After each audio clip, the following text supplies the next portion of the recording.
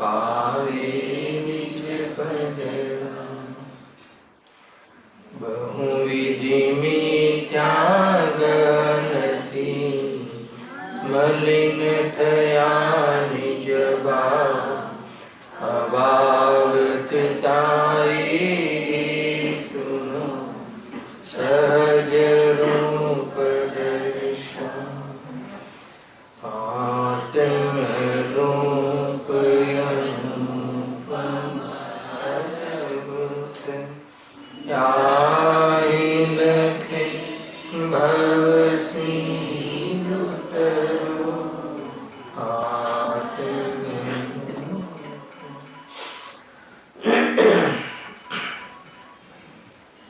श्री मोक्ष मार्ग प्रकाशक ग्रंथ से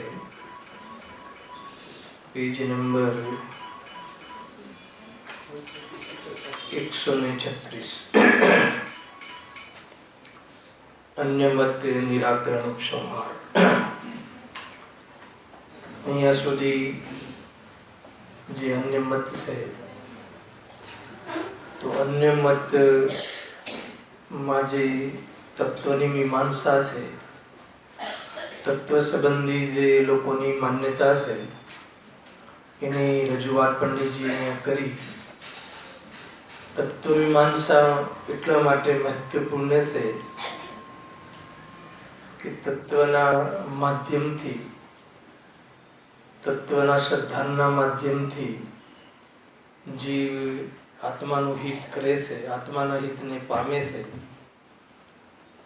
અને જ્યાં तत्व संबंधी भूल होय तो પછી આત્માનું હિત કેવી રીતે સંભળે?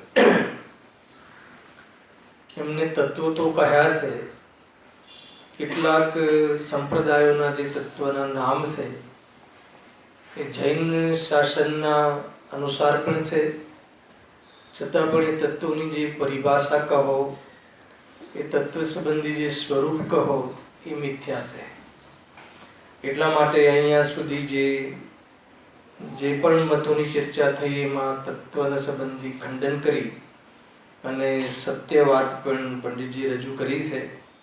હવે થોડોક અન્ય મતો દ્વારા શું અહીંયા પ્રતિઘાત પડે છે અથવા અન્ય મત સંબંધી પણ કોઈ અપીલ હોય કોઈના મનમાં ઉઠે તો એનું પણ અહીંયા પંડિતજીએ ઉપસંહારમાં નિરાકરણ કર્યું છે। શરૂઆતના પહેલા પેરેગ્રાફમાં તો જૈન મતનો મહિમા પણ કર્યો છે। જો એ જ પ્રકારે અન્ય અનેક મતો વિષય આસક્તિ પાપ ભીરુ જીવોએ જૂઠી યુક્તિ બનાવી પ્રગટ કર્યા છે। તેના શ્રદ્ધાનાદિકથી જીવોનું બુરું થાય છે। અહીંયા એક સ્ટેટમેન્ટ આપી દીધું કે જેટલા પણ મતોની આપણે ચર્ચા કરી, ધર્મના નામે જે પણ જે સંપ્રદાયો ચાલે છે એ તમામ સંપ્રદાયો વિષયાસક્તિ અને પાપના ભય રહિત બધું વર્ણન કર્યું છે। રાગના પોષણની જે વાત છે, પાપનું સમર્થન છે, તો એવા જે પ્રકારના તત્વોની જે મીમાંસા છે એનાથી આપણે ચેતવું જોઈએ, સાવચેત રહેવું જોઈએ। કોઈ પણ પ્રલોભનને વશ થઈ અને એવા મતોને અંગીકાર ન કરવા જોઈએ। મુખ્યત્વે પ્રલોભનથી આપણે એવા મતોનો અંગીકાર કરી લઈએ છીએ તો એ પ્રમાણે અહીંયા સાવધાની કરી છે। અને એક જૈન મત જે છે તે જ સત્ય અર્થનું પ્રરૂપક છે, શ્રી સર્વજ્ઞ વિતરાગ દેવ દ્વારા ભાષિત છે। તેના સદાનાદિ વેળે જીવોનું ભલું થાય છે કે જે જૈન સંપ્રદાયમાં જૈન મતમાં સાચા મતનું જે નિરૂપણ પ્રણેતા છે એ તીર્થંકરો છે, અર્યંતો છે, નિર્ગ્રંથ મુનિરાજો છે, જે સ્વયં વિતરાગી છે, જેમને સમાજ પાસેથી કે કોઈ પણ પાસેથી એમને કંઈ રંજ માત્ર પણ કોઈ અપેક્ષા નથી, રાગનો અભાવ થઈ ગયો છે, જ્ઞાન સમ્યક છે નિર્ગ્રંથ મુનિરાજોનું, અને અર્યંત પરમાત્માને તો જ્ઞાન પરિપૂર્ણ પ્રગટ થઈ ગયું છે। એમની જે રજૂઆત છે એ જૂઠી કેવી રીતે હોઈ શકે એ પણ આપણે બુદ્ધિથી વિચારી શકીએ છીએ। એટલે અહીંયા એમને અહીંયા હાજર કરી અને મહત્વ બતાવ્યું છે। હવે આગળ જૈન મતમાં જીવાદી તત્વ નિરૂપણ કર્યા છે. પ્રત્યક્ષ પરોક્ષ બે પ્રમાણ કહ્યા છે. સર્વજ્ઞ વિતરાગ અનંત દેવ છે, બાહ્ય અભ્યંતર પરિગ્રહ રહિત નિર્ગ્રંથ ગુરુ છે. એ સર્વનું વર્ણન આ ગ્રંથમાં આગળ વિશેષતાથી લખીશું, ત્યાંથી જાણો. આગળ પણ પંચ પરમેષ્ઠીનું સ્વરૂપ કહ્યું છે અને આગળ 9મા અધિકારમાં પણ સાત તત્વ સંબંધી સમ્યક દર્શનના લક્ષણ સંબંધી બહુ વ્યવસ્થિત મીમાંસા કરી છે. અનેક પ્રકારથી ટીકાના રૂપમાં લખ્યું હોય એટલી મોટી ચર્ચા 9મા અધિકારમાં સાત તત્વના જે 4 પ્રકારના લક્ષણો છે, દેવશાસ્ત્ર ગુરુનું શ્રદ્ધાન, સાત તત્વનું શ્રદ્ધાન, સ્વપનનું શ્રદ્ધાન, એ પ્રમાણે ત્યાં બધી ચર્ચાઓ ઘણી કરી છે. અથવા આત્માનું શ્રદ્ધાન, 4 પ્રકારના લક્ષણ કહીને બધામાં એકબીજામાં સમન્વય પણ કર્યો છે અને એને નિર્દોષ લક્ષણ તરીકે ત્યાં સિદ્ધિ પણ કરી છે. અને સમ્યક દર્શન માટેનું સ્વરૂપ ત્યાં વિશેષ ચર્ચા કરવામાં આવી છે. એમ અહીંયા પંડિતજી કહે છે. જો હવે થોડાક પ્રશ્નો મૂક્યા છે એ એમના તરફથી. અન્ય મતમાં કોઈને આટલું ખંડન કર્યા પછી કોઈને એવો વિચાર આવ્યો હોય કે ભાઈ તમે આમ કેમ કરો છો, તો એવા પ્રશ્નો પણ અહીંયા મૂક્યા છે. જુઓ, તમને રાગ દ્વેષ છે તેથી તમે અન્ય મતોનો નિષેધ કરી પોતાના મતને સ્થાપન કર્યો છે. કોઈ આવું કહી શકે ને કે તમને રાગ દ્વેષ છે, આ તો રાગ દ્વેષ થયું, તમે અન્ય અનેક મતોનું ખંડન કરીને પોતાના મતનું મંડન કરો છો, પોતાના મતને સાચો છે એમ કહો છો, એ તો રાગ દ્વેષ થયો, તો તમને રાગ દ્વેષ છે. પંડિતજી શું જવાબ આપે છે? જુઓ, એકદમ જબરજસ્ત જવાબ આપે છે. વસ્તુના યથાર્થ પ્રરૂપણ કરવામાં રાગ દ્વેષ નથી, પણ કોઈ પોતાનું પ્રયોજન વિચારી અન્યથા પ્રરૂપણ કરીએ તો રાગ દ્વેષ નામ પામે. કે અમે તો સત્યને સત્ય કહીએ છીએ, દોષને દોષ તરીકે કહેવું કોઈ પક્ષપાત નથી. કોઈ કે તમે પક્ષપાત કરો છો, અમારા પક્ષને તમે ખોટો બતાવો છો, તમારા પક્ષને સાચો બતાવો છો, તો આ તો પક્ષપાત છે, રાગ દ્વેષ છે, હે ને, આ તો ઠીક નથી. તો કહે છે કે કોઈ સત્યને સત્ય કહેવું, દોષને દોષ કહેવા, ગુણને ગુણ કહેવા, એમાં તો કોઈ પક્ષપાત નથી. એમાં અમારે કોઈ એવું પ્રયોજન નથી કે તમને દુઃખ પહોંચાડવું છે, કે કોઈ પક્ષની ખુશામત કરવી છે, કે કોઈને સારું લાગે એવું કહેવું છે. તો એવું તો કોઈ અમારું પ્રયોજન છે નહીં. અમને તો તારા હિતનું પ્રયોજન છે કે તું આવા કોઈ ખોટા મતનો અંગીકાર કરી અને તારું અહિત ન કરે, એવું અમારું પ્રયોજન છે. એમાં રાગ દ્વેષ ક્યાં આવે? ખ્યાલ આવે ને? એવું સામાન્ય કથન કર્યું. ઓર વિશેષ કથન કરશે. જો રાગ દ્વેષ નથી તો અન્ય મત બુરા અને જૈન મત ભલો એમ કેવી રીતે કહો છો? જો સામ્ય ભાવ હોય તો સર્વને સમાન જાણો. મત પક્ષ શા માટે કર્યો છે? એટલે બધા પક્ષને એક કહો. આગળ આવી પણ ગયું છે આની ચર્ચા. અને બધા જ ભગવાન છે, બધા જ કે બધા જ ભગવાન એક સમાન છે એમ કહી દો. તો કહે છે કે સ્વભાવની અપેક્ષાએ બધા એક છે એમ કહેવામાં અમને કોઈ પ્રોબ્લેમ નથી. તો પર્યાયમાં કોઈ રાગી છે, કોઈ વિતરાગી છે, કોઈ દ્વેષી છે, કોઈ પાપી છે, કોઈ પુણ્યશાળી છે, તો એ બધાને એક કેવી રીતે કહેવાય? ખ્યાલ આવ્યો? માની લો કે ઉદ્ગલ અપેક્ષાએ બધા પદાર્થો એક સમાન છે, એક તો બરાબર છે, હે ને, પરંતુ કોઈ મલિન છે, કોઈ સ્વચ્છ છે, કોઈ અભક્ષ છે, કોઈ ભક્ષ છે, એ બધા ભેદ છે. ભેદમાં અમે એક સમાન કેવી રીતે કહીએ? અને ઘણી બધી ચર્ચા ગુરુદેવશ્રી તો પ્રવચનમાં કરી છે. કહે છે કે પુરુષની અપેક્ષાએ બધા પુરુષો છે, મનુષ્ય છે, બધા પુરુષો છે એમ કહી શકાય. પણ માન લો કે બધા પુરુષો એક સમાન માને, કે પતિ કે બીજો અન્ય પુરુષને એક સમાન માને, તો એ તો એક પ્રકારથી શીલમાં દોષ આવે છે. ખ્યાલ આવે? કે પુરુષની અપેક્ષાએ જોઈએ, નરની અપેક્ષાએ જોઈએ તો બધા પુરુષ એક સમાન, એમાં કોઈ એક સમાનતા કહેવામાં દોષ નથી. પણ મારો પતિ અને બીજો પુરુષ અમારા માટે બધા એક છે એમ માનવામાં આવે તો શીલનો દોષ લાગે છે. અને મારો પુરુષ મહાન છે એમ માનો, એ તો વસ્તુનું સ્વરૂપ છે, એ તો વાસ્તવમાં શીલનું સેવન છે, એ તો વિવેક છે. એવું ત્યાં ગુરુદેવશ્રીએ આ રીતનું ઉદાહરણ આપ્યું છે. એને કેટલું સુંદર ઉદાહરણ છે કે પુરુષો છે, બધા પુરુષ છે, એમાં તો કોઈ પ્રોબ્લેમ નથી. એક અપેક્ષા આ સ્ત્રી છે ને આ પુરુષ છે, પરંતુ પોતાનો પતિ અને અન્ય પુરુષ બધા એક છે, મારા માટે એક સમાન છે, એ તો કે ઠીક નથી, એ તો કે વિચાર છે, એ તો દોષ છે. તો એ પ્રમાણે પર્યાયની અંદર જે ફેર છે, પર્યાયની અંદર જે ભેદ છે, અને કોઈ વિતરાગી છે, કોઈ રાગી છે, કોઈ દોષી છે, કોઈ ગુણવાન છે, તો જે રીતે અંતર છે એ રીતે અંતર કરવામાં કયો પક્ષપાત છે? અને અમારે ક્યાં એની ક્રિટિસાઇઝ કરવી છે, અમારે ક્યાં કોઈ માનનું પોષણ છે, અમારે ક્યાં એને હલકો બતાવવો છે, અમારે ક્યાં એવું કોઈ પ્રયોજન છે? અમારે તો એને એવી જાતિનો કોઈ દોષ હોય તો એ દોષને અગર ગુણ માનીને જો તું સેવન કરીશ તો તારું અહીંથી જશે એવું અંદરમાં કરુણા ભાવ છે.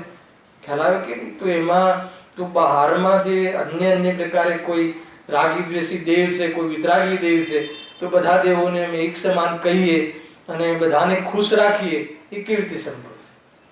હે ને? જ્યાં નિરૂપણ કરીએ તો ક્યાંય ને ક્યાંક કોઈ જીવને તો ઠેસ પહોંચવાની જ છે. હે ને? ખરેખર તો બધા જીવ માટે ઉપકારી છે, પણ તો કોઈ આગ્રહી જીવ હોય મતનો તો એને ઠેસ પહોંચવાની જ છે. એમાં અમે શું કરી શકીએ? અને એના કારણે કોઈ અમે સાચા મતને છોડી અને ખોટા મતનું કોઈ અમે અવલંબન લઈએ અથવા એને કોઈ અમે અનુમોદના કરીએ, કેવી રીતે સંભવ છે? જે વસ્તુ જેવી કહેવાય એને અમૃત અને ઝેર જાતિ અપેક્ષાએ પૂતગલ છે, પરંતુ જ્યારે સેવન કરવાની વાત આવે તો બંનેમાં જે અંતર છે એ અંતર અગર તું વિવેક ન કરે અને તું ઝેરને પણ અમૃત માનીને સેવન કરે તો કે તું મરણને પ્રાપ્ત થઈશ. એટલું સિમ્પલ છે. જો એમનું જે મનોવિજ્ઞાન છે એને ઘણા લોકોને એવું લાગે ને કે અમારા મતને તમે આમ કહો છો. ભાઈ, સત્યનો આગ્રહ હોવો જોઈએ, સત્યનો સ્વીકાર હોવો જોઈએ, પક્ષનો સ્વીકાર ના હોવો જોઈએ. એને બહુ બધી વાત ત્યાં તકલીફ થાય છે. મેં કહી દીધું ને એટલે બસ વાત સત્ય છે, તો જીવને ઘણું તકલીફ થાય છે. જો આમ કહે છે બુરાને બુરો કહીએ, એ જ આવ્યું ને પ્રશ્ન હતો. જો રાગ દ્વેષ નથી તો અન્ય મત બુરા અને જૈન મત ભલો, એમ કેવી રીતે કહું છું? જો સામ્ય ભાવ હોય તો સર્વને સમાન જાણો. મત પક્ષ શા માટે કર્યો છે? સામ્ય ભાવ એને કહેવાય. હે ને? જે આપણે ભારત દેશ માટે જે અમુક વર્ગ કહે છે ને, જે મુસ્લિમ વર્ગ કહે છે તમારે અસહિષ્ણુતા છે, સહિષ્ણુતા ક્યાં રહી? તો એને ખ્યાલ નથી કે સહિષ્ણુતા શું છે. આરોપ આપે છે ને દેશ ઉપર, આપણી સરકાર ઉપર. ભાઈ, ભારત દેશમાં જે સહિષ્ણુતા છે ને એવી સહિષ્ણુતા ક્યાંય નથી. સહિષ્ણુતાનો શું અર્થ થાય છે? કે તમારે જે શ્રદ્ધા છે એ શ્રદ્ધા અનુસાર તમે માનો તો એનો સરકાર કોઈ વિરોધ નહીં કરે. એના અનુસાર તમારું આયતનની સ્થાપના કરો અને એના અનુસાર તમે બીજાને ન માનો તો અહીંયા તમને પૂરી સ્વતંત્રતા છે. તો એવી સહિષ્ણુતા તો ભારત સરકારમાં છે. હે ને? એવું તો છે ને કે તમારે બસ હિન્દુ ધર્મ જ અપનાવવો પડશે. તમારો જે પણ તમારો મજહબ હોય, તમારો જે પણ ધર્મ હોય, એ ધર્મને તમારે માનવાની પૂરી છૂટ છે. તો એ અપેક્ષા એ દરેકને ભારતીયમાં જે છૂટ આપી, ભારતમાં જે દરેકને એક પ્રકારથી લોકશાહીમાં સ્વતંત્રતા આપી, એ અપેક્ષા તો સામ્ય ભાવ ભારત જે દેશ જેવી ક્યાંય નથી. હેલાવે કે નહીં? તો એ પ્રમાણે છે. તમે શ્રદ્ધા રાખો, તમે સાચાની શ્રદ્ધા કરો, ખોટાની શ્રદ્ધા કરો, તમારા પર નિર્ભર. એટલી બધી છૂટ આપી છે. અને જૈન શાસનમાં એવું કહીને કીધું નથી કે તમે જૈનને સત્ય માનો. સત્ય શું છે? અને જૈન કોઈ સંપ્રદાય નથી, વાળો નથી. ગુરુદેવશ્રી કેટલી વાર કહ્યું, વસ્તુનો ધર્મ છે. ઇન્દ્રિયોને જીતે એને જૈન કહે છે. ચારે ગતિના જીવો એને પામે છે. તિર્યંજ પણ જૈન ધર્મને, સાચા ધર્મને, વિતરાગ ધર્મને અંગીકાર કરે છે. તો એમાં કોઈ જાતિ કે કોઈ નાત કે કોઈ વર્ગ કે કોઈ એવો ભેદ કર્યો જ નથી. હે ને? તિર્યંજ ગતિ વાળા જીવ પણ આ સમ્યક દર્શન પ્રાપ્ત કરીને વિતરાગ ધર્મને અપનાવે. ક્યાં અહીંયા કોઈ એવો ભેદભાવ કર્યો છે કે તિર્યંજ ના કરી શકે? સભામાં તિર્યંજ પણ આવે છે, ભગવાનની સભામાં આવે છે કે નથી આવતા? એ રીતે છે. જો બુરાને બુરું કહીએ તથા ભલાને ભલો કહીએ, એમાં રાગ દ્વેષ શો કરે? એમાં શું ભૂલ કરી? હે ને? બુરા ભલાને સમાન જાણવા એ તો અજ્ઞાન ભાવ છે, અવિવેક છે. તમે કહો નહીં, બધાના ભગવાનને તમે એક માનો. અરે, વિતરાગી હોય જ્યાં એ બધા ભગવાનને અમે એક માનીએ છીએ, પણ જે વિતરાગી નથી અને રાગી છે બંનેને અમે ભગવાન માનીએ. ઝઘડો તો એ જ છે ને ભાઈ રાજુભાઈ. તમે મુનિને નથી માનતા, તમે મુનિને નથી માનતા. એ ઝઘડો નથી ખરેખર એમને. અમે જેને મુનિ માનીએ છીએ એને તમે મુનિ નથી માનતા. ઝઘડો એ વાત નથી ભાઈ. ખ્યાલમાં આવ્યો કે નહીં? અરે મુનિ ધર્મ છે, કોઈ અલગ ધર્મ જ નથી, કોઈ અલગ કોઈ પંથ કર્યો જ નથી ગુરુદેવ શ્રીએ. એ તો તમે નામ આપી દીધા કે 2 પંથ છે, કાંચીપદ, મુનિપદ. ગુરુદેવે કોઈ અલગ પંથની રજૂઆત કરી કોઈ દિવસ? મુનિ ધર્મ જ એક ધર્મ છે, એમ જ સિદ્ધ કર્યું છે ને. પણ ફરક ક્યાં આવી ગયો ખબર છે? આપણા ઉપર શું આરોપ છે કે તમે આ મુનિને કેમ નથી માનતા? અમે જેને મુનિ કહીએ છીએ ને તમે મુનિ માનો, એને એ તો કેવી રીતે બને? હે ને? હવે તો એ બી તકલીફ થવા લાગી. ત્યાં બી અમુક મુનિને માને છે ને અમુક મુનિને નથી માનતા. હવે વાત તો બધી જ આવી ગઈ ને સામે. તો હવે કેવી રીતે નિર્ણય કરશો? અમે જે નિર્ગ્રંથ મુનિ દશા જે બતાવી છે શાસ્ત્રમાં, આર્યન ભગવાને કહી છે, એવા મુનિ દશા, સર્વ એવી મુનિ દશાને અમે નમસ્કાર કરીએ છીએ ત્રિકાલવર્તી, જ્યાં હોય ત્યાં. હા, જે રીતે એનું સ્વરૂપ બતાવ્યું છે એ રીતે. તો કહે છે કે એવું કેવી રીતે કહીએ કે ભાઈ નહીં તમે બી અમારા ભગવાનને માનો, અમે બી તમારા ભગવાનને ભગવાન માનીએ છીએ. અને આ બહુ ચાલે છે ને આ યુવા વર્ગમાં. અમે તમારા મંદિરમાં આવીએ છીએ, તમે અમારા મસ્જિદમાં કેમ નથી આવતા? પ્રોબ્લેમ છે હે ને? આ તો મોટી તકલીફ થાય છે કે ભાઈ તમે મારી જ્યારે મારું જે ચર્ચ આવે એટલે તમે બહાર ઉભા રહો છો. જ્યારે પર્યટન કે પ્રવાસ સાથે હોય ને છોકરાઓને, અને કે જૈન મંદિર હોય તો બધા અમે અંદર જઈએ છીએ. તો કે એવું કેમ છે? તો કે આ તો પક્ષપાત છે કે નહીં, ધર્મની બાબતમાં જે સત્યનો અમે સ્વીકાર કરીએ છીએ કે જે દેવ જ નથી તો કેવી રીતે અમે સ્વીકાર કરીએ? જો એમ લખ્યું છે. અને એ ધ્યાન રાખજો કે કોઈ વર્તમાન કોઈ સંબંધને સાચવવા માટે કે મિત્રતા તૂટે નહીં એ માટે અને આપણે એ પ્રમાણે વર્તી જઈએ તો એ અવિવેક છે એમ અહીંયા કહ્યું છે, અજ્ઞાન ભાવ છે. બહુ મોટો દોષ છે ભાઈ. એ તો પર્સનલ છે. આમાં કોઈ જગ્યાએ કોઈ અને બહુ પૂરી રીતે આપણે સ્વતંત્ર છીએ પોતાને માનવા માટે, ધર્મ માનવા માટે. એમાં કોઈનું દબાણ કે કોઈનું કોઈ કશું ચાલે નહીં એમ અહીંયા કહે છે. જો સર્વ મતોનું પ્રયોજન તો એક જ છે. પ્રયોજન શું છે? બધાનું સુખી થવું, એક જ પ્રયોજન છે. માટે સર્વને સમાન જાણો. ખ્યાલ આવે કે નહીં? અહીંયા બહુ જો ઉત્તર શું આપે છે? પ્રયોજન જો એક હોય, પ્રયોજન એક છે હે ને? સુખી થવું એ અપેક્ષા તો એક જ છે ને. પણ પંડિતજી કહે જો પ્રયોજન એક હોય તો ઉપાય પણ એક જ હોય હે ને? ઉપાય 2-4 ના હોય. સુખી થવું હોય એ જ જો પ્રયોજન હોય તો એનું ઉપાય વિતરાગતા જ છે. રાગનું પોષણ કરીને કે ભોગોનું પોષણ કરીને કે સ્વભાવનું શોષણ કરીને એને કોઈ દિવસ સુખી થાય કેવી રીતે બને? તો ઉપાય જો પ્રયોજન એક હોય તો મત અલગ અલગ કેમ છે?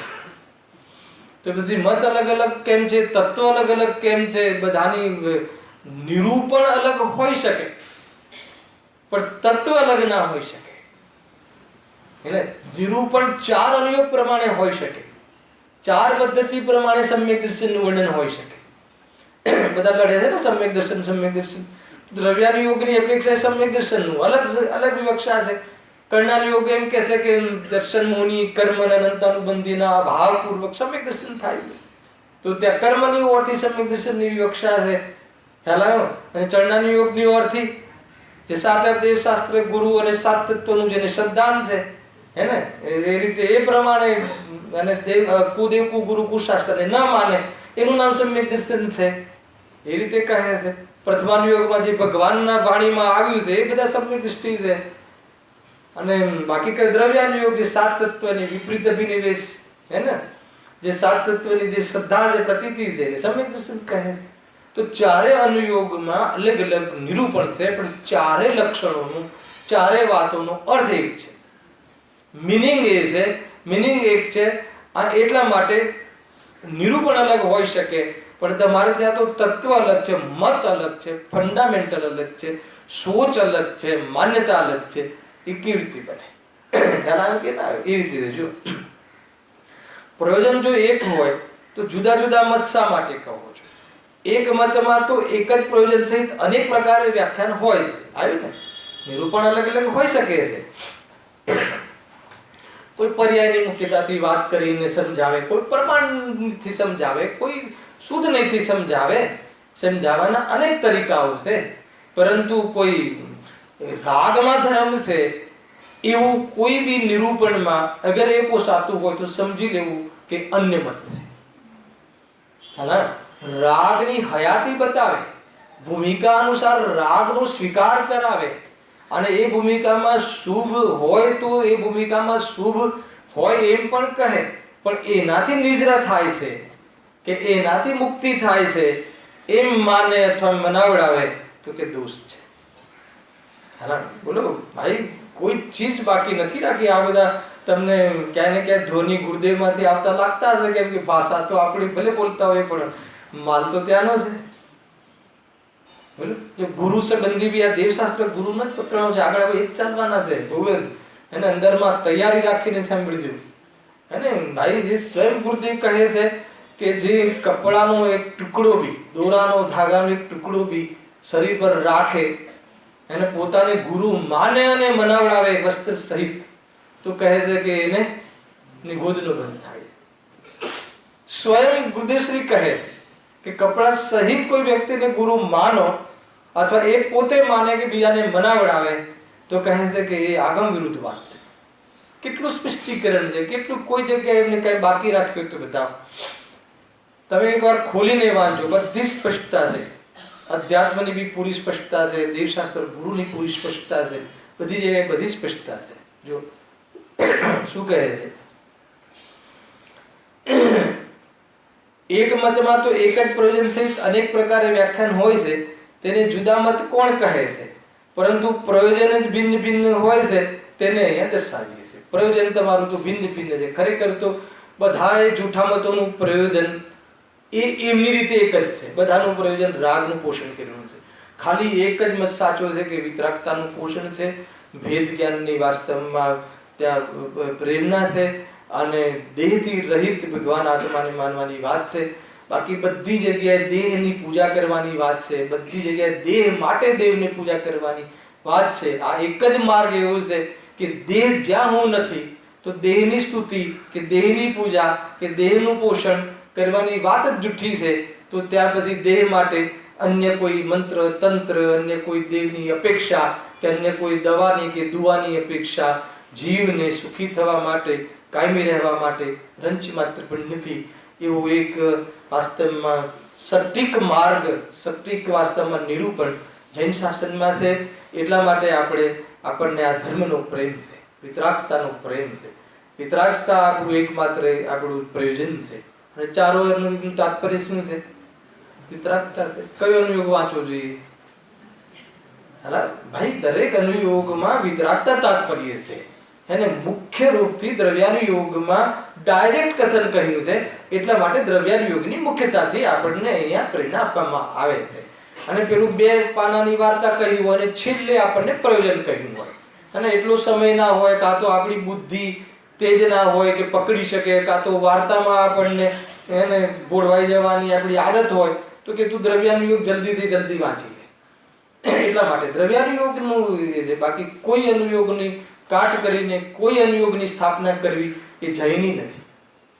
અને ચારે અનુયોગ વિતરાગ વાણી છે. કયા અનુયોગને તમે નિષેધ કરશો? કેવી રીતે કરી શકાય? હે ને, કર્મની વાત કહીએ તો મોઢું શું કામ બગડવું જોઈએ? આચરણની વાત કરીએ તો શું કામ આપણને મોઢું બગડવું જોઈએ? આત્માની વાત કરે છે તો આત્માની વાતમાં આચરણ સાથે આવે છે કે નથી આવતું? જ્યાં જેવી રીતે છે એવી રીતે કથન સમજવા જોઈએ. ભાઈ, ખ્યાલ આવે ને? એવું છે. જો હવે અન્ય મતથી જૈન ધર્મની તુલના એટલે કોઈ સામ્યતા નહીં. જૈન ધર્મ એટલે સાચો ધર્મ અને અન્ય ધર્મ બંને વચ્ચેમાં શું મૂળભૂત અંતર છે એમ બતાવવામાં અહીંયા આવે છે. તુલનામાં એ વાત છે, અંતર શું છે મુખ્ય. અને આ એક લક્ષણ બતાવી દીધું છે પંડિતજી, બહુ જોરદાર. અને આપણને એનાથી પરીક્ષા કરવાનો ખ્યાલ આવે, પોતાના પરિણામોની, કોઈ વક્તાના નિરૂપણની, અર્થાત તો કોઈ જગ્યાએ શાસ્ત્ર દ્વારા આપણે સ્વાધ્યાય કરતા હોય તો શાસ્ત્રની આપણને ખ્યાલમાં આવે કે આ સત્ય શાસ્ત્ર છે કે આ કોઈ વાસ્તવમાં છલવાની વાતો છે. આપણને એ નહીં કરવું જોઈએ. જો બહુ અદ્ભુત વાત લખી છે પહેલી પંક્તિમાં. જૈન મતમાં તો એક વિતરાગ ભાવ પોષવાનું પ્રયોજન છે. બરાબર છે? હવે જૈન મત એટલે પછી તમારે જૈન મતમાં જેટલી ક્રિયાઓ છે, ક્રિયાઓ ભલે શુભ હોય પણ એમાં વાત તો પોષણ કરવાની વિતરાગતા નહીં છે. અગર જો વિતરાગતા તમારો આપણો એમ ના હોય, વિતરાગતા પોષણ કરવાનો આપણો ઉદ્દેશ્ય ના હોય, તો પછી રહી જાય છે રાગ. તો રાગના પોષણ માટેની વાત થઈ. હવે પોતે નક્કી કરવાનું છે. આ તો એક ફોર્મ્યુલા આપી દીધી. માન લો જીતુભાઈ તમે 1 કરોડ રૂપિયાનું દાન કર્યું, તો 1 કરોડ રૂપિયાના દાન કરવાનો ભાવ આવ્યો, આવવો જોઈએ કે ના આવવો જોઈએ? આવે કે ના આવે? આવે, હે ને? આવે ખરું, બરાબર છે. હવે એની અંદર હવે નક્કી શું કરવાનું કે આમાં હું કસાયનું પોષણ કરું છું કે વિતરાગતાનું? આમાં હું માન કસાયનું પોષણ કરું છું કે પછી મને આ જે ભાવ આવ્યો છે એ ભાવ હું નથી, એ તરફ આપણું લક્ષ્ય જાય છે, એ નક્કી કરવાનું. હવે એ નક્કી કરવું તો ઈઝી છે, એ તો આપણને ખબર પડે છે. ઉપરથી બીજાને એવું ન લાગવું જોઈએ કે મને આનું માન નથી, એ બી એક માન કસાયનું પોષણ છે. ખ્યાલ આવે કે નહીં? ઘણીવાર એવું લાગે ચંદ્રકાંતભાઈ કે જો અંદરનું તથ્ય ખબર પડે ને, તો આજ સુધી જેટલી પ્રતિમાઓ બિરાજમાન કરી, એ કરીને આપણે ધર્મ તો નથી કર્યો પણ અધર્મનું પોષણ કર્યું છે, એ સિદ્ધિ થઈ જાય. અચ્છા, એ સિદ્ધિ થઈ જાય તો સારું કે ખોટું? આંખ ઉઘડી જાય સારું કે નહીં? એને નહીં તો ઘણા જ રાખે. વઢવાણમાં પણ છે, સુરેન્દ્રનગરમાં પણ છે, અહીંયા પણ છે, અને ત્યાં અમારા વેવાઈએ કર્યું છે, અહીંયા અમારા ભાણિયાએ કર્યું છે, અહીંયા મેં કર્યું છે. તે શું કર્યું કે તે આ ઘર ઘર ચાયણી એ જ કર્યું છે. તે હલાવે કે નહીં? કેટલો મહિમા કરે છે, કેટલો પરિચય, પોતાનો પરિચય પણ બીજાથી અપાવડાવે છે, અને એ તારો પરિચય પણ નથી ખરેખર. તો હલાવે ને, કેટલી બધી વાત છે. શું થઈ ગયું આખિરકાર? હે ને, મારી જ ન જીવે એવું અભિમાન કરે, એવું હોત કે હું તો તીર્થંકરોના ઘરોમાં જન્મ લીધો છે. શું કર્યું પણ તે જન્મ લઈને ત્યાં બી આખિરકાર તો જૈન ધર્મનો વિરોધ કર્યો, તો એનાથી શું બેટું નિહાલ થઈ ગયો? હે ને, કોઈ જ્ઞાનીના ઘરે જન્મ થવાથી જ્ઞાની થઈ જાય છે કોઈ, અને અજ્ઞાનીના ઘરે જન્મ લેવાથી કોઈ અજ્ઞાની થઈ જાય છે. કેટલું બધું આપણને સીધું સ્વતંત્ર છે બધું. તું ક્યાં જન્મ્યો એનું કોઈ મહત્વ નથી. તને આ વાત ગમે છે, તને આ જૈન ધર્મ વિતરાગતાનું પોષણ કરવા વાળી વાત, વિતરાગતાનું, તને કશાયનો પક્ષ નથી આવતો, સમજી લે કે તારી હોનહાર વાસ્તવમાં ભવ્ય છે,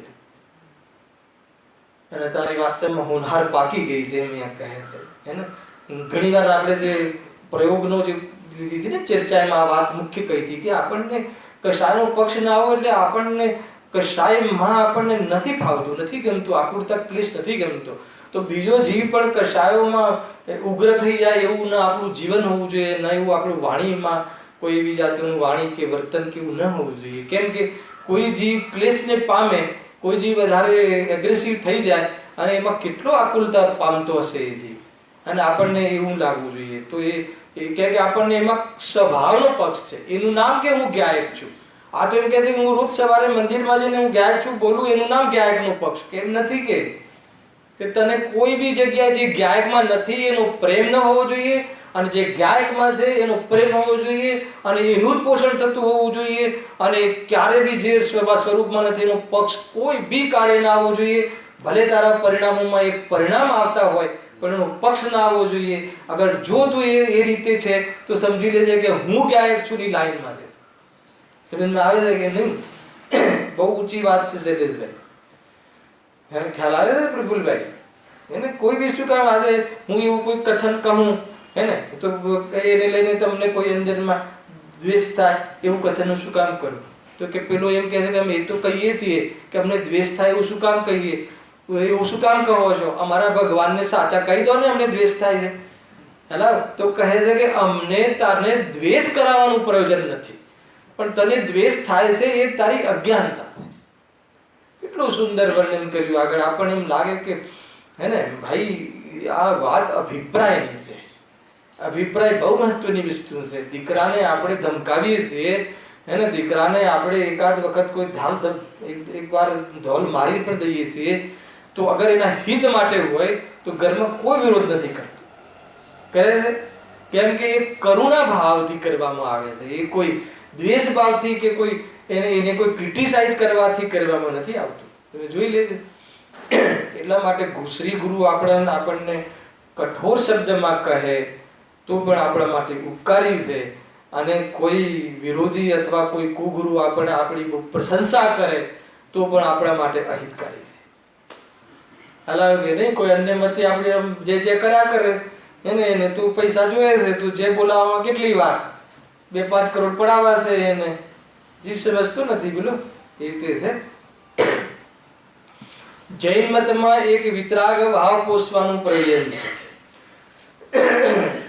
મને એવું લાગે છે જીતુભાઈ કે આ પંડિત ટોડરમલજીએ જે આ એકદમ હળાહળ આટલો વિરોધ કર્યો હશે, સમજમાં આવે છે કે નહીં, પણ અંદરમાં કેટલી કરુણા છે કે નહીં ભાઈ, અમને તમારા કોઈ પક્ષને ખોટો ઠરાવીને અમને કોઈ લાભ થતો હોય કે એનાથી અમને કોઈ સમાજમાં અમને કોઈ મોટા કહે કે મને કોઈ મોટો વિદ્વાન કહે, એ અમારું પ્રયોજન નથી. હેલો, ખરેખર એક વાત સમજવા જેવી છે. 2 વિરલા થઈ ગયા આપણે તો આ ટોડરમલજીને આપણે અભ્યાસ કરીએ છીએ, અને ગુરુદેવશ્રીને સમજી લો કે હજારો લોકો મતલબ કે એમનો મહિમા કરે તો કેટલું પ્રલોભન કે તમારી 10-10 હજારની સભા છે કે નહીં, અમને સત્યનો પક્ષ છે. બહુ મોટી વાત છે. તમે વિચાર કરી જુઓ, ઇમેજિન કરી જુઓ કે બધાના વિરોધમાં જઈને સત્ય વાત કહેવી, અને એમના વિરોધ કરવા માટે નહીં, સત્યને ગ્રહણ કરવા માટે. પ્રયોજન તો એ છે. તમે એકવાર વિચાર કરીને જોજો. હલાવે કે નહીં, અહીંયા કોઈ વર્ગને સારી વાત લાગે એ કહેવા માટે વિદ્વાનો પ્રેરાઈ જાય છે, તો અહીંયાથી આપણે પ્રેરણા લેવી જોઈએ કે નહીં ભાઈ, એને કોઈ આપણી આજીવિકાને કોઈ અસર આવતી હોય અને અથવા બહારમાં કોઈ સમાજમાં આપણી પ્રશંસા ન થાય તો ન ગમે, એવા કોઈ પક્ષથી કોઈ પ્રલોભનથી તું તત્વને એ વર્ગને ગમે એમ કહેવું એ ઠીક નથી. સમજમાં આવે છે કે નહીં? આનાથી એ વાત સમજવા જેવી છે. નહીં તો કે શૈલેષભાઈને કે આપણે ફૂલભાઈને કીધું કેવું લાગશે, તો આપણે તો કહી દો ને કે હા બરાબર છે, આને માનો ને આને માનો ને તમે કર્યો છે બરાબર કર્યો છે, પણ તત્વની વાત રાખવી એમ છે. આગળ આવવાની છે શું ધુલાઈ કરી છે, આગળ તો બહુ જોરદાર વાત આવવાવાળી છે. જો જૈન મતમાં એક વિતરાગ ભાવ પોષવાનું પ્રયોજન છે. જો 4 અનુયોગના લક્ષણો બતાવી દીધા છે કથાઓમાં. એટલે કયો અનુયોગ થયો? પ્રથમાનુયોગ. લોક આદિના નિરૂપણમાં કર્ણાનુયોગ, આચરણમાં ચરણાનુયોગ, વા તત્વમાં દ્રવ્યાનુયોગ. જ્યાં ત્યાં વિતરાગતાને જ પોષણ કરી છે. ખ્યાલ કોઈ બી જગ્યાએ વિતરાગતાની જ વાત કરી છે. ચાહે વાત આદિનાથ મુનિરાજ, આદિનાથ ઋષભ, રાજા ઋષભદેવમાં ત્યાં કોનું નૃત્ય? નિરંજનાના નૃત્યની વાત કરી હોય તો પણ વૈરાગ્ય માટે કરી છે. અને કોઈ એમને બી આવા પરિણામ થાય છે એના પક્ષ માટે નથી કરી. ના ખ્યાલ આવ્યો? એને એના મરણમાં એમને જેવી સ્વાર્થી જગતની ખ્યાલ આવ્યો અને એમને એ પ્રમાણે વૈરાગ્ય થયું, એટલે કદાચ એ પ્રસંગ આપવામાં આવ્યો હોય નૃત્યનો. એને રાજા ઋષભદેવ ત્રણ જ્ઞાનના ધારી, તત્વ મોક્ષગામી, એને એ પ્રથમ તીર્થંકર, બરાબર છે, એ જીવ પણ એમના ગ્રસ્ત જીવનમાં નૃત્ય જોતા હતા. તો આપણે શું વાંધો? એના માટે નથી કહ્યું. બધાના માટે કહ્યું છે કે અરે એ પરિણામ આવ્યું ત્યાંથી પણ નીકળીને વૈરાગ્યમાં નિમિત્ત બનાવીને એ દીક્ષા લીધી. તો એ પક્ષ કેમ નથી આવતો આપણને? દીક્ષા લીધી એ પક્ષ ખ્યાલ આવે કે નહીં? અહીંયા એમ કહે કોઈ બી જગ્યાએ વિતરાગતાની વાત કહી હોય, અચ્છા વ્રતાદિની વાત કહી હોય તો અવ્રત રૂપ જીવનથી વાસ્તવમાં હટવાની વાત કહી છે, અને વ્રતરૂપ જીવન જીવી અને એમાં સ્વરૂપમાં ઉપયોગ લગાવીને વિતરાગતાનો વિકાસ કરવા માટે કહી છે. એમાં તમને કયા આચરણમાં તમને એ તો જ્યારે દ્રષ્ટિની વાત આવે ત્યારે એ કયા ખાતામાં મૂકવું અને કયા ખાતામાં દ્રષ્ટિમાં જોવે છે જ્ઞાની ધર્માત્મા, એની વાત કરી છે. વ્રતાદિને સ્વરૂપમાં નથી જોતા પણ વ્રતાદિ નથી કરતા એવું ક્યાં કહે છે? સમજમાં આવે છે?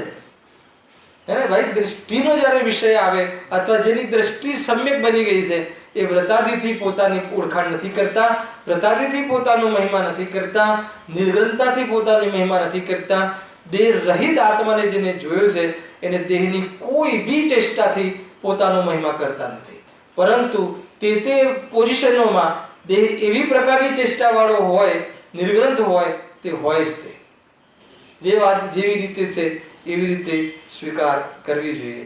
પણ કોઈ માત્ર લુગડા ફેરવીને ગુરુદેવની ભાષામાં પોતાને ધર્મ થઈ જશે એમ માને તો એમ નથી. ખ્યાલ આવે? વાત એમ છે ભાઈ, બહુ જોરદાર વાત છે. જો પણ અન્ય મતોમાં સરાગ ભાવ પોષવાનું પ્રયોજન હોવાથી કસાઈ જીવ અનેક યુક્તિ બનાવી કલ્પિત રચના કરી કસાઈ ભાવને પોષે છે. બસ આપણે તો વાત એ ધ્યાન રાખવું કે આ વિતરાગ માર્ગમાં પણ જેટલા પ્રકારના સ્વભાવ આવે છે ત્યાં કોઈ કસાયના પોષણની વાત ના થઈ જાય એ વાત આપણને ખ્યાલ રાખવો જોઈએ. આપણે તો જે વર્ગમાં છીએ ત્યાં આપણે આ વાત ધ્યાન રાખવું જોઈએ. કસાયના પોષણની વાત નથી. ખ્યાલ આવે કે નહીં? ભાઈ માની લો કે આ પ્રવચન સાંભળવા આપણે આવતા હોઈએ છીએ હે ને, તો બી હવે માન લો કે તમે લેટ આવ્યા તો ત્યાં બેસી જાઓ ને. તમે માન લો કે કોઈ મોટા શેઠ છો કે કોઈ મોટા છો તો તમે આગળ આવીને મારા માટે જગ્યા રાખવી જોઈએ. આ તે તો એ જીવને અંદરમાં શું ધારણ કરીને આવે છે, એ ધારણ કરીને આવે તો એના પોષણની જ વાત ચાલશે ને. તો કે એનાથી કે આત્મહિત નહીં થાય હે ને. આપણો જે સમાજ છે એ તો ગુણગ્રાહી છે, એટલે એ તો એ પ્રમાણે આયોજન કરે, એ પ્રમાણે વ્યવસ્થા કરે એને સન્માન આપે. પણ આપણે પોતાનું સન્માન કોઈ બહારમાં દાનાદીની કોઈ ક્રિયા કાર્ય કે કોઈ જ્ઞાનના ઉઘાડ પર મોહિત ન થવું જોઈએ. એનો ખ્યાલ આપણે સ્વયં રાખવો જોઈએ. સમાજ તો ગુણગ્રાહી છે, તો બોલાવે આગળ, કહે, સમજાવે, એને સન્માન કરે, એ તો સમાજનું સ્વરૂપ છે. એમાં તારે શું? તો એ રીતે પણ આપણે આ બધા પ્રસંગોમાં વિચાર કરવો જોઈએ. અને કોઈને એમ લાગે કે મારા માટે આ વાત થોડી છે, દરેકને પોતપોતાના અપેક્ષાએ ક્યાંય ને ક્યાંય બધું પોસાતું જ હોય છે. ખ્યાલ આવે કે નહીં? અરે રોજ એક જગ્યાએ બેસતો હોય ને તો એ જગ્યા જતી રહે ને તો બી એ પ્રવચન નથી સાંભળી શકતો હે ને. તો આપણે એ દશા લાવવાની છે કે મુનિરાજ ગુફામાં બેસે અને આહાર લેવા નીકળી ગયા હોય તો આવીને કોઈ સિંહ વાઘ બેઠા હોય કે કોઈ અન્ય કોઈ વ્યક્તિ બેઠો હોય તો અધિકાર નથી જતાવતા, કંઈ નહીં, એનો શું મતલબ છે? તો એ દશા આવવા માટે અહીંયા ખુરશીનું બુકિંગ ન કરવું જોઈએ એમ કહેવું છે. હેલો ભાઈ, જે વ્યક્તિ જે આ તો સભા છે જે આવે બેસી જાય, ભાગ્ય અનુસાર બહારના સહયોગો મળતા હોય છે અને પુરુષાર્થ અનુસાર કામ થાય છે. ભાગ્ય અનુસાર કાર્ય થતું નથી. ભલે છેલ્લે બેઠો હોય બે ધ્યાન કરીને આત્મકલ્યાણ કરી લે, શું ફરક પડી જાય? વાત તો આત્મહિતની છે ને. સમજમાં આવે છે કે નહીં? થોડું લાગે છે વાતો ભાઈ એને ગળાને હે હા ખુલી જવી જોઈએ ભાઈ, ખુલી જવી જોઈએ. અને મસ્તીમાં રહે, મજામાં રહે. તું જ્યાં છે તું પોતે સ્વયં ધર્મનો ધણી છે અને ત્યાંથી બી સાંભળીને ધર્મના ધણી પર ધ્યાન આપી દે તું ધાર્મિક થઈ જઈશ. બાકી શું લેવાનું છે તારે? શું મતલબ છે હે ને? સુગાણીજી કહે છે ને કે કોઈ ફૂલને એને વનમાં કોઈ ન સૂંઘે તો એની ઓછી વેલ્યુ થઈ જાય અને બગીચામાં બધા એને જોવે ને સૂંઘે તો એની વધારે વેલ્યુ થઈ જાય એમ છે નહીં. એને ફૂલ તો ફૂલ છે હે ને. કોઈ તને સમ્યક દ્રષ્ટિ ન માને તો કોઈ તારું સમ્યક દર્શન હીન થઈ જાય અને તારા સમ્યક દર્શનની જય જયકાર થઈ જાય તો તું કોઈ મોટો સમ્યક દ્રષ્ટિ થઈ જાય એવું છે નહીં. ઘણા જીવો પકડમાં નથી આવતા તો એમને કોઈ એમને એવું કોઈ પડી નથી હોતી કે કોઈ મને જાણે ન જાણે. ખ્યાલ આવે કે ભાઈ? જો આ વાત છે બરોબર, જોરદાર વાત છે કે નહીં? ક્યાં હતું? પણ અન્ય મતોમાં સરાગ ભાવ પોષવાનું પ્રયોજન હોવાથી કસાઈ જીવ અનેક યુક્તિ બનાવી કલ્પિત રચના કરી કસાઈ ભાવને પોષે છે. બરાબર? જેમ કે હવે જેટલા મતો થઈ ગયા એને યાદ કરે છે, આપણે એનો વિસ્તાર નથી કર્યો. અદ્વૈત બ્રહ્મવાદી સર્વને બ્રહ્મ માનવા પડે. બરાબર? દરેક એક આ બધું થઈ ગયેલું. સાંખ્યમતી સર્વ કાર્યો પ્રકૃતિના માની પોતાને શુદ્ધ અકર્તા માનવા પડે. બધું પ્રકૃતિ પર નાખી દે છે કે મને કોઈ કશાયું છે નહીં. નિશ્ચયાવાસીની વાતો છે બધી. શ્રીમતી તત્વને જાણવાની સિદ્ધિ હોવાથી નૈયાયિક મત ને વૈષયિક મત ભેદ જોયા ને કે ભાઈ આપણે તો પંડિતતા સિદ્ધ કરવી છે, આપણો તો મત જીતવો જોઈએ, કોઈની સાથે મતભેદ પક્ષ એ કરીને ચર્ચા કરીને એ રીતે. મીમાંસક મત કસાય જનિત આચરણને ધર્મ માનવા પડે. આ તો બહુ ખતરનાક છે એને. રાગમાં ધર્મ બનાવો, પાપોમાં ધર્મ બનાવો, એને હત્યામાં હિંસામાં ધર્મ બનાવડાવો. આમ પ્રત્યક્ષમાં ભૂલ લાગે. જો બૌદ્ધ ક્ષણિક માનવા પડે તથા ચારવાક પરલોક આદિ નહીં માનવા પડે. આ બધું થઈ ગયું, યાદ આવવું જોઈએ. વિષય ભોગાદી રૂપ કસાય કાર્યોમાં સ્વચ્છંદી થવાનું પોષણ કરે છે. જો કે હવે સાંભળજો, બહુ ઊંચી વાત કરી છે પંડિતજીએ, કોઈ ફસાઈ ના જાય માટે. જો કે તેઓ કોઈ ઠેકાણે કોઈ કસાય ઘટાડવાનું પણ નિરૂપણ કરે છે. અલ્પ વિરામ છે. તો એ છળ વડે કોઈ ઠેકાણે અન્ય કસાયનું પોષણ કરે છે. ખ્યાલ આવ્યો? કોઈ જગ્યાએ કોઈ કસાય ઘટાડવાની વાત તો કરે છે, પણ એ પણ હે ને કોઈ જગ્યાએ ભાઈ ચલો પાપોમાંથી હટવાની વાત કરે છે, પણ પુણ્યનું તો પોષણ કરે છે, કસાયનું તો પોષણ કરે છે, એમ કહે ને. અન્ય કસાયનું પોષણ કરે છે. જો જેમ ગ્રહ કાર્ય છોડી પરમેશ્વરનું ભજન કરવું ઠરાવ્યું, આવ્યું ને પાપોમાંથી તો તું પરમેશ્વરનું ભજન કર, પણ આગળ પણ પરમેશ્વરનું સ્વરૂપ સરાગી ઠરાવી. વાત પતી ગઈ, જીરો થઈ ગયું. કોઈ કે ભાઈ અમારે ત્યાં બી પરમેશ્વરની ભજન ને રાત્રિના જાગરણ ને આ બધું બહુ છે, અમારે ત્યાં બી ભક્તિ કરીએ છીએ, પણ ભક્તિમાં શું કર્યો છો? કોની સ્તુતિ કર્યો છો? એમના રાગ ભાવની, એમના બહારના કોઈ જે બધા કોઈ ઘટનાઓ ઘટી એની, કે રાસલીલાની, કે શાની ભક્તિ કર્યો છો? તો કે અમે તો એમની રાસલીલાની, એમના બહારની બધી જે એમાં કોઈ અતિશયો થયા હોય એની ચર્ચા વાર્તાઓ કરીએ છીએ અને ખુશ રહીએ છીએ કે આપણા ભગવાન હેલા ને આ હશે. તો કહે છે કે એ તો તું સરાગી દેવનું, તને દેવનું સ્વરૂપ ખબર નથી, તને નિર્ગુણ ગુરુની ખબર નથી, તને શાસ્ત્રની ખબર નથી. તો કહે છે કે તું સ્વરૂપ ખોટું માને છે ને એનું પોષણ કરે છે. પણ પરમેશ્વરનું સ્વરૂપ સરાગી ઠરાવી, હવે સાંભળજો, બહુ અભિપ્રાયની વાત કરી છે. તેના આશ્રય પોતાના વિષય કસાયને પોષણ કરે છે. કેટલી વાતો આવી? પાપ પ્રવૃત્તિ છોડાવી, ક્રિયાની વાત આવી. પુણ્ય પરિણામનો સ્વીકાર કર્યો, સ્વભાવની વાત આવી. અને પાપનું કસાયનું પોષણ કરે છે, અભિપ્રાયની વાત આવી. 3 વાતો પ્રકટમાં આવી. ક્રિયામાં પુણ્ય ક્રિયા, પાપ ક્રિયાનો નિષેધ, પરિણામોમાં શુભ ભાવ, અને અભિપ્રાયમાં શું આવ્યું? આજે હતું પ્રવચનમાં. પુણ્ય પરિણામ તો કરે, પણ અભિપ્રાયમાં પાપ છે. જીવને બચાવવાનો ભાવ કરે, એ તો પરિણામ પુણ્યનું, ક્રિયા પુણ્યની, અને મેં બચાવ્યો. ખ્યાલ આવ્યો ને? મેં બચાવ્યો એ શું થઈ ગયું? તો ક્રિયાનું કોઈ ફળ નથી, પરિણામનું સામાન્ય ફળ છે, અને અભિપ્રાયનું બહુ મોટું ફળ છે. કે નહીં? વિચાર તો કરો તમે, કેટલું ક્રિયા પરિણામ ને અભિપ્રાય ઘણી જગ્યાએ નીકળશે આમાંથી, તમારે વારંવાર નીકળશે. એટલે જે સૌથી પહેલા અભિપ્રાય ફેરવો. પૂજા કરે છે, ના નથી, શિબિરોમાં જાય છે, ના નથી, અભિપ્રાય પલટાયો કે નહીં? માન્યતા બદલાઈ કે નહીં? તું તારા સંબંધી અને સ્વ સંબંધી ને પર સંબંધી શું માને છે એ બોલ, અને ધર્મ અને રાગ અને વિતરાગતા સંબંધી શું માને છે એ બતાવ, અને આશ્રવ અને સંવર્તત્વ સંબંધી તું શું ભેદ કરે છે એ બતાવ. કાં તો આશ્રવને સંવર માની લે છે અને સંવરને દુઃખદાયક માની લે છે.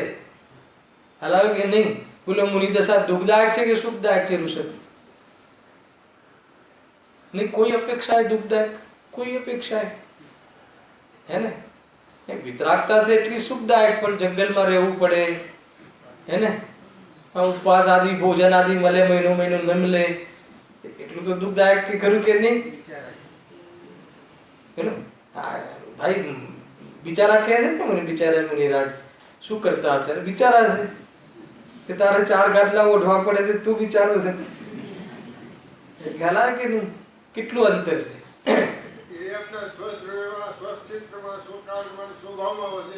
મજામાં છે. આપણે આપણી રીતે સુખ દુઃખ ની કલ્પના કરીએ છીએ ને એના પર ઘટાડીએ છીએ. અવર્ણ વાત છે. હું તો ઘણી વાર કહું છું, બહુ તીખું લાગે, લોકોને કડક લાગે છે, કે આપણને આપણા ફ્લેટમાં અભિપ્રાય એમ લાગે કે હું આના કારણે સુખી છું, તો સમસ્ત દ્વિતરાગીઓનો અવર્ણ વાત છે. ભલે આ મંદિરમાં આવીને ગમે એટલું દાન કરીને જાય, ખ્યાલ આવે છે ભાઈ?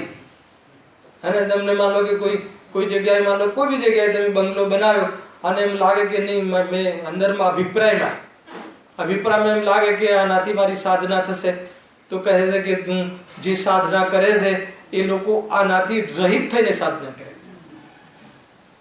છે. આ તો એક કમજોરીનું પ્રતીક છે. જેટલા વધારે અવલંબન એ કમજોરીનું પ્રતીક છે. ખ્યાલ કે નહીં? જેમ કે જેટલા કોમ્પ્યુટર પછી આ કેલ્ક્યુલેટર એ લેવું જોઈએ એ તો જ્ઞાનની હીનતાનું પ્રતીક છે. પહેલાના લોકો વેઢા પર ગણી નાખતા. હવે તારે 50 માંથી 25 વાત કરવા હોય તો કે ઉભા રહો 50 -2 5 છે કે નહીં? જેટલા અવલંબન વધારે લેવા પડે છે એ તો કમજોરીનું પ્રતીક છે. એ છે સમજવા જેવું છે ભાઈ.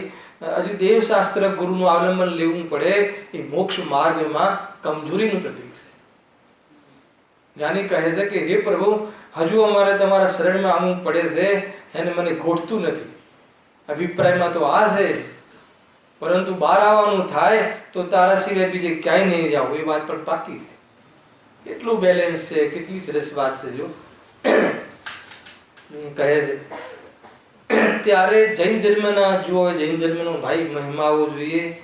ખરેખર એને આમ એવું લાગે આપણને. ઘણી વખત ગુરુદેવશ્રીના એક બોલમાં વાંચ્યું હતું કે કોઈ વ્યક્તિને માની લો કે 80 વર્ષનું આયુષ્ય છે, તો માની લો કે 2 મહિના બાકી હોય, 1 મહિનો બાકી હોય, ત્યાં સુધી આ ભાવ માટે જ મથતો હોય.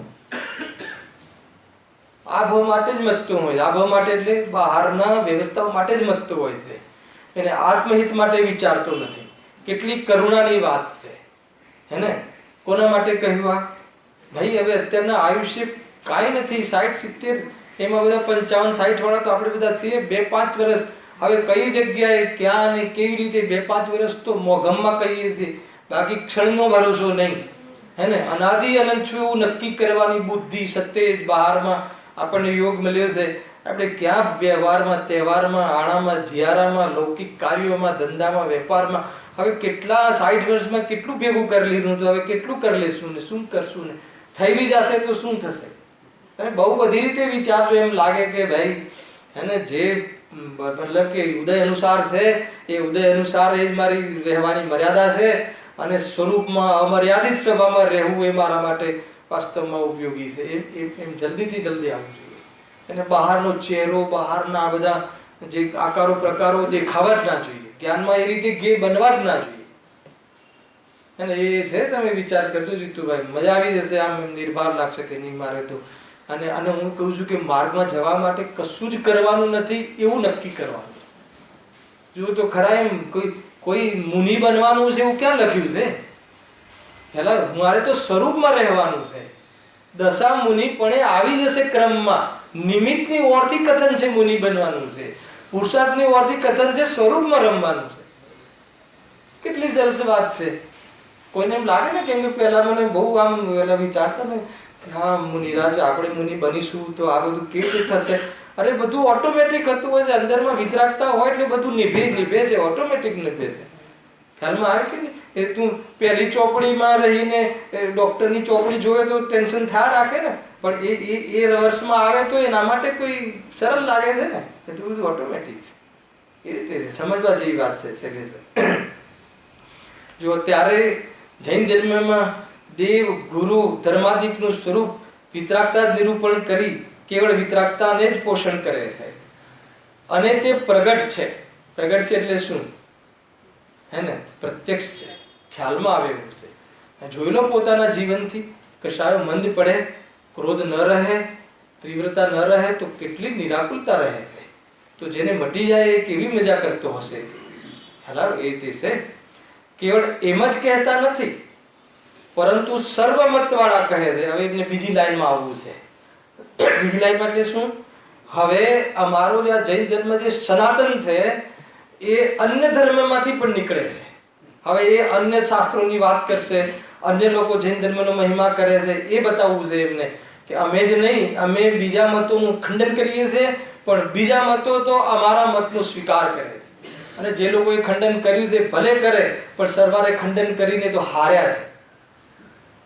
એ બધી વાતો, આ તો બધી ન્યાયની વાતો છે. ન્યાયની વાતો અધ્યાત્મના આધારે કહી છે પંડિતજીએ. બહુ સુંદર છે, અદ્ભુત. જો તમને ન્યાયનો ખ્યાલ આવે ને તો એમ લાગે કે કોઈ આ વ્યક્તિ 47 વર્ષની આટલી ઉંમરમાં, ઓછી ઉંમરમાં કેટલી બધા ગ્રંથો વાંચ્યા હશે. હમણાં આપણે જોશું ને એક એ લોકોના પુરાણોમાંથી એક કડી બોલે છે. હું સવારે સ્વાધ્યાય કરતો હતો, જીતુભાઈ મને એમ લાગ્યું કે આ 47 વર્ષની એટલી ઓછી ઉંમરમાં એને ગોમટસાર જેવી મોટા ગ્રંથની સમ્યક જ્ઞાન ચંદ્રિકા જેવી ટીકાઓ લખવી, મોટી મોટી ટીકાઓ લખવી, મોક્ષમાર્ગ પ્રકાશક ગ્રંથ, અધ્યાત્મ ઉજળું, અને આ બધા કેટલા લોકોના અન્ય મતોના ગ્રંથો વાંચ્યા હશે, ક્યારે શું કર્યું હશે, અને એમાં પણ પોતાના મતનું મંડન કરી અને સિદ્ધિ કરી છે. ગજબની વાત છે ભાઈ. ખ્યાલ આવે? અને એમ લાગે કે ખરેખર જ્ઞાનીઓ નિર્ભય હોય છે, નિશંક હોય છે, એને મરણની પડી હોતી નથી. દુનિયાના બહારમાં કોઈ એમને વખાણ કરે એની પડી હોતી નથી. પ્રશંસાની ભીખ માગતા નથી જીવો. દુનિયા શું કહેશે જોતા નથી, સત્યનો સ્વીકાર કરજો એમ કહ્યું. આ જે બે વ્યક્તિઓની પ્રેરણા લેવા જેવી છે, પંડિત ટોડરમલજી, હે ને, કેટલો વિરોધ, મરણ સુધી એમને કિંમત ચૂકવી છે, અને ગુરુદેવજીનો કેટલો વિરોધ, ખ્યાલ આવે કે નહીં, તો બી સત્ય નથી છોડ્યું. વળગી રહેવું જોઈએ સત્યને, જરાય પણ હલવું ના જોઈએ, ઉદયોથી ડરવું ના જોઈએ, બહારમાં કોઈના ઉદયોથી અંજાવું ના જોઈએ. અને લોકો બહુ પ્રશ્ન કરે છે, તમે જૈન ધર્મ કહો છો, પણ બધા કરોડપતિઓ તો બધા જે વ્યભિચારી છે, તો કહે છે કે અમે ક્યાં કહ્યું છે કે કરોડપતિ સુખી છે? અમે તો વિતરાગી છે સુખી કહીએ છીએ ને. વાત તો સુખ દુઃખની છે ને, એ વાત મુખ્ય છે કે નહીં? બહુ પ્રશ્નો આવે છે, યુવા વર્ગના બહુ પ્રશ્નો આવે છે, હે ને, કે દુનિયામાં સુખી તો એ લોકો દેખાય છે, કે તો તને સુખી દેખાય છે, સુખી છે કે નહીં તું જઈને જો ને, હે ને. અને કદાચ હોય તો સુખનો આભાસ છે, સુખી નથી. એટલે તું આ રીતે બીજાના તું એ બહારના વૈભવ જોઈ અને તું જૈન ધર્મ પર શંકા નહીં કર. અને તારે બહારમાં તું બહુ શુદ્ધ જીવન જીવતો હોય અને કોઈ પૂર્વનો ઉદય ખોટો આવતો, ખોટો તો તારી દ્રષ્ટિમાં, બાકી ઉદયમાં શું ખોટું હોય? તો જેવું હોય એવું જ આવે ને. અને એને જોઈને તું જૈન ધર્મ પર શંકા નહીં કરતો. જૈન ધર્મ તો કહે છે કે ઉદય ગમે તેવો આવે, તું મજા કરી શકે. ઉદય તારે શરીરમાં રોગ આવે તો બી તું એને સ્વરૂપમાં આનંદમાં રહી શકે છે. વાત મર્દ જેવી છે. રોગ મટાડીને સુખી થવાની વાત નથી, શરીરને જતું જોતા પણ સુખી થવાની વાત છે. ગજબની વાત છે, હિંમતની વાત છે કે નહીં? શરીર આમ છૂટું આમ જતું હોય એવું લાગે, કે ત્યાંથી આપણે જતા એવું લાગે, તો બી મારું કાંઈ નથી જતું, હું મજામાં રહું, એનાથી વધારે અથવા તો સત્ય માર્ગ કયો હોય શકે? ખ્યાલ આવે છે કે નહીં ભાઈ? બહુ અદભુત વાત છે. મુનિ દશા, નિર્ગ્રંથ દશા મોક્ષનું સાક્ષાત કારણ છે. વિચાર કરજો તમે જરા આના વિશે. જો શું લખ્યું છે આગળ? હા, કેવળ અમે જ કહેતા નથી, પરંતુ સર્વમત વાળા કહે છે, અને તે આગળ અન્ય મતના શાસ્ત્રોની સાક્ષી વડે જૈન મતની સમીચીનતા અને પ્રાચીનતા પ્રગટ કરતા નિરૂપણ કરીશું. અને અન્ય શાસ્ત્રો દ્વારા જૈન ધર્મની પ્રાચીનતા એટલે અનાદિ અનંત છે, સનાતન ધર્મ માત્ર જૈન છે, અને એની સમીચીનતા એટલે એની સમ્યકતા, યથાર્થતા આપણે સિદ્ધ કરીશું. એમ અહીંયા પંડિતજી કહે છે, હે ને. કેમ અનાદિ અનંત છે જૈન ધર્મ? દરેકના પુરાણોમાં જૈન ધર્મનો ઉલ્લેખ મળે છે. એક એટલે એ લોકોના જે વેદ છે એ કઈ રીતે અનાદિ અનંત થયા? કેમ કે આપણે જૈન શાસન, જે જૈન ધર્મ છે એ વસ્તુ ધર્મ છે, હે ને. કે છ દ્રવ્ય અનાદિ અનંત છે, 7 તત્વ અનાદિ અનંત છે, આ ધ્રુવ ભગવાન આત્મા અનાદિ અનંત છે, અને એનું લક્ષ્ય કરીને વિતરાગતા પણ અનાદિ અનંત છે. તો એ રીતે ઉત્પાદે દ્રવ્યોક્તમ સત, એવું જે સતનો સ્વીકાર એકમાત્ર જૈન શાસનને ન્યાયથી છે, યુક્તિથી છે, સિદ્ધિ કરી છે. એટલા માટે જૈન ધર્મ અનાદિ અનંત છે, સાચો ધર્મ છે. સાચો ધર્મનો અર્થ શું છે? ઘણી વખત મને એવું લાગે ને કે આપણને ભાવવાસન, હું તમને કહું કે આ સાચો ધર્મ છે એમ કહું એટલે કોઈ સાચું ખોટું કરવાની વાત નથી. સુખી થવા માટે આ જ એક માર્ગ છે. જેમ ગુરુદેવસિંહના આજના પ્રવચનમાં એક અંતિમ કથન શું હતું કે એને જ આત્માનો લાભ થાય છે. આત્માનો લાભ થાય છે એટલે શું? એ જ સ્થિર રહી શકે છે. આત્માનો લાભ એટલે એ સ્થિર રહી શકે છે. ખ્યાલ આવે કે નહીં? જેને પર્યાય દૃષ્ટિ નથી રહેતી, જેને વિતરાગતાનો પ્રેમ છે, એ જ સ્થિર રહી શકે છે. અને જેને પર્યાયની દૃષ્ટિ છે, જેને એક સમયની પર્યાયનો મહિમા છે, જેને જ્ઞાનના ઉઘાડનો મહિમા છે, એને આત્માનો લાભ ન મળે એટલે સ્થિર રહી જ ના શકે. હવે તમને ઉઘાડનો મહિમા હોય, હવે તમારા કરતા કોઈ વિશેષ વિદ્વાન આવી ગયો એટલે પસીનો છૂટી જાય સભામાં કે હવે મારી આજુબાજુ ટોળું જ નહીં વળે, હવે આ પંડિતોની આજુબાજુ ટોળું વળશે, તો પેલું એકલો અંદરમાં અસ્થિર રહ્યા કરે. હલાવે કે નહીં? ઘેર છે ખ્યાલ આવે છે શૈલેષભાઈ? તમે જ્ઞાનના ઉઘાડ ઉપર કે કોઈ પર તમને મહિમા હોય તો બરાબર છે. હવે માનો કે સંયોગોનો મહિમા હોય એ તો થોડું બી એમાં અનસિક્યોર ફીલ કરા કરે, હે ને? ક્યાં જતા રહેશે તો સંયોગો જતા રહેશે, તો તું સંયોગોથી તું પોતાનું મૂલ્યાંકન કરે છે તો તું ક્યારે બી આત્માનો લાભ ના લઈ શકે. એટલે શું? સ્થિર ના રહી શકે, હે ને? વાસ્તવમાં તું વિચલિત જ રહે, તું સ્થિર 100% ના રહી શકે. વ્યસન લેતો હોય, પાપ કરતો હોય, ખોટા ભાવ કરતો હોય, એ જીવ કેવી રીતે સ્થિર રહી શકે? મંદિરમાં નિશ્ચય કેવી રીતે થઈ શકે? ના થઈ શકે. તો કહે છે કે તું એવા કામ જ ના કર કે તારું મન છે વિચલિત રહે. અને એવા કામથી રહિત ક્યારે થઈ શકે? કે તારે દુનિયાની અંદર કોઈ કામ કરવાથી તને લાભ થતો નથી, એ નિર્ણય કરી લે. એના સિવાય તને આત્માનું કલ્યાણ નહીં થાય, એવી વાત કરી છે. હવે જે આ ભર્તૃહરિનો એક શ્લોક જે શૃંગાર રસ માંથી લીધું છે, એમનું 3 શતક હતા: શૃંગાર શતક, નીતિ શતક અને વૈરાગ્ય શતક. ભર્તૃહરિ કોણ ખબર છે? સુરચંદ્ર આચાર્યના ભાઈ. 2 ભાઈ હતા ને, એક આ બાજુ ગયા, એક આ બાજુ ગયા, બંને બાજુ બંને ટોપ પર હતા. શૃંગાર રસની એવી કવિતાઓ, એવા આમના છંદ છે કે કોઈ જીવ ગમે તેવો હોય તો બહેકી જાય, એવા એમના શૃંગાર રસના. અને વૈરાગ્યમાં એવું છે કે ગમે એટલો કીડો ઉત્પન્ન થયો હોય પરંતુ જીવ વિરક્ત થઈ જાય, એવા એમના વૈરાગ્યના એમના દોહરાઓ છે બધા, એ છે એ રીતે. અને નીતિમાં બી બહુ અવ્વલ નંબરે આવે છે ભર્તૃહરિ. રાજા ભર્તૃહરિ નામ સાંભળ્યું છે, હે ને? તો એમના શાસ્ત્રમાંથી એક શ્લોક મૂક્યો છે. કોઈ આમાં મોટી વાત નથી કરી. એમાં એમ કહ્યું છે કે એમાં પણ એમને જૈન ધર્મનો, જૈન જિનેન્દ્ર ભગવાનનો એમને સ્વીકાર કર્યો છે. એમાં એમને વાસ્તવમાં નામ લીધું છે. ખ્યાલ આવે? ટૂંકમાં પંડિતજી એમ કહેવા માંગે છે કે તમે અમારા મતને તો ક્યાંય ને ક્યાંય તમે સ્વીકાર કર્યો છે, હે ને? એનો અર્થ એવું નથી કે અમે તમારા મતનો સ્વીકાર કરીશું. એ રીતે આગળ ઘણી બધી વાતો આવવા વાળી છે. નેક્સ્ટ શનિ રવિ આગળ ચર્ચા કરીશું. સહજાનંદી